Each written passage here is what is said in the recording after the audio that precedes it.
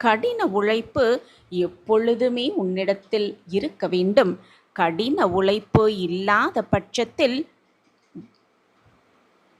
எதையுமே உன்னால் சாதித்துவிட முடியாது.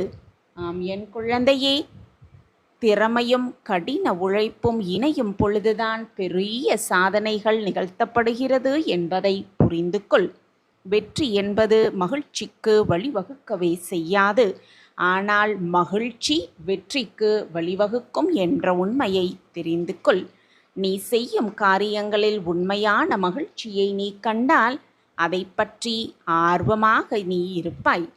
அந்த ஆர்வம் கூடுதல் உழைப்பிற்கும் இறுதியில் வெற்றிக்கும் வழிவகுக்கும் என்பதை புரிந்து கொள். மகிழ்ச்சியான மனநிலை உன்னுடைய திறனையும் வேகத்தையும் இன்னும் அதிகப்படுத்தும் என்பதையும் புரிந்து கொள். ஆம் என் பிரியமே, எதை உணர்கிறாய் என்பது அல்ல வாழ்க்கை, அதில் எதை ஜீரணிக்கிறாய் என்பதே உனக்கு வலிமையை சேர்க்கிறது என்பதை உணர்ந்து கொள். நீ என்ன சொல்கிறாய் என்பது அல்ல, அதில் எவ்வளவு நீ கடைப்பிடிக்கிறாய் என்பதே உன்னை ஒரு வெற்றியாளனாகவும் சாதனையாளராகவும் மாற்றம் கொடுக்கிறது.